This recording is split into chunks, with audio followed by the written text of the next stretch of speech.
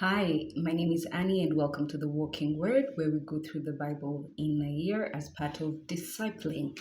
And for us to finish the Bible in a year, you must read a minimum of 5 chapters a day.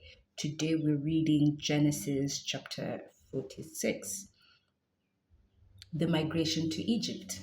Now, this is Jacob and his sons finally and officially moving into Egypt.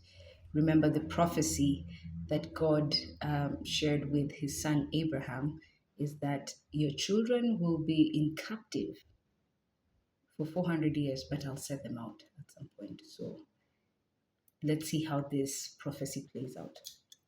Migration to Egypt. Israel set out with all that was his.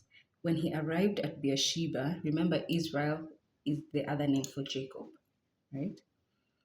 Israel set out with all that was his. When he arrived at Beersheba, he offered sacrifices to God of his father Isaac. There, God speaking to Israel in a vision by night called, Jacob, Jacob. Here I am, he answered. Then he said, I am God, the God of your father. Do not be afraid to go down to Egypt, for there I will make you a great nation.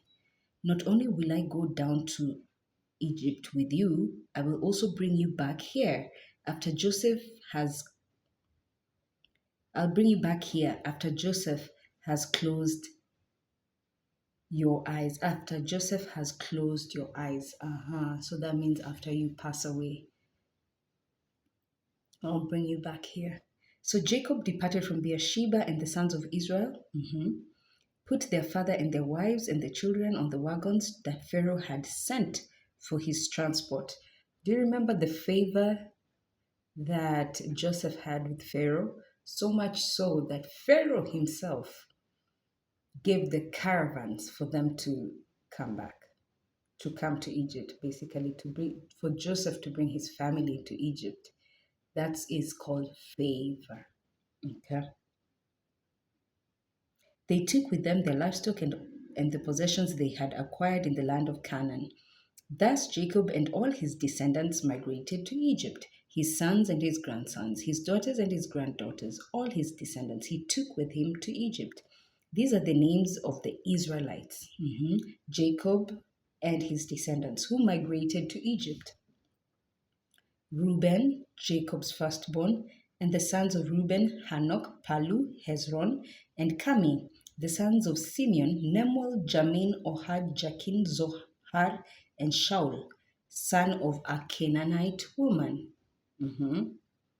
So Shaul, you can tell, was not from his first wife, but from one of the wives who was a Canaanite woman.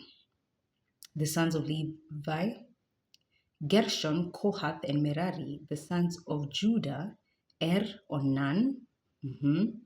Remember the story of Onan, Tamar, and and Shelah.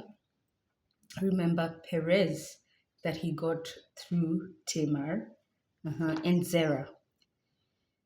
But and Onan had died in the land of Canaan. You remember and Onan were wicked before the Lord, and therefore the Lord killed them. So let's continue. Yeah. And Onan had died in the land of Canaan, and the sons of Perez were Hezron and Hamul. The sons of Issachar were Tola, Pua, Jashub, and Shimron. The sons of Zebulun, Sered, Elon, and Jachlil. These were the sons of whom Leah bore to Jacob in Padan Aram, along with his daughter Dinah, 33 persons in all, male and female. The sons of Gad, Zephon, Haggai, Shuni, Esbon, Eri, Arod, and Areli. The sons of Asher, Imnah, Ishva, Ishvi, and Beriah, with their sister Sarah. The sons of Beriah, Heber, and Malkiel. These were the descendants of Zilpah, whom Laban had given to his daughter Leah. You remember the concubine? Maid servant to Leah. These are the ones she bore to Jacob, 16 persons in all. The sons of Jacob's wife Rachel, the beloved wife. Joseph and Benjamin. In the land of Egypt, Joseph became the father of Manasseh and Ephraim, whom Asenath, daughter of Potipharah, priest of Heliopolis, bore to him. The sons of Benjamin were Bela, Becca, Ashbel, Gera, Naaman, Ahiram, Shufam, Hufam, and Ard. These were the sons whom Rachel bore to Jacob, 14 persons in all. The sons of Dan, Hushim, the sons of Naphtali, Jahzil, Guni, Jezer, and Shillem. These were the sons of Bilhah, whom Laban had given to his daughter Rachel. These she bore to Jacob, seven persons in all. Jacob's people who migrated to Egypt, his direct descendants, not counting the wives of Jacob's sons, numbered 66 persons in all, together with Joseph's sons, whom he bore, who were born to him in Egypt, 2 persons. All the people comprising of Jacob's family who had come to Egypt amounted to 70 persons in all. Mhm. Israel had Israel had sent Judah ahead of Joseph so that he might meet him in Goshen. On his arrival in the region of Goshen, Joseph hitched the horses to his chariots and rode to meet his father Israel in Goshen. As soon as he saw him, he flung himself on his neck and wept a long time in his arms. And Israel said to Joseph, "At last I can die, now that I have seen myself that Joseph is still alive." Joseph then said to his brothers and his father's household, "I will go and inform Pharaoh, telling him, 'My brothers and my father's household, whose home is in the land of Canaan, have come to me.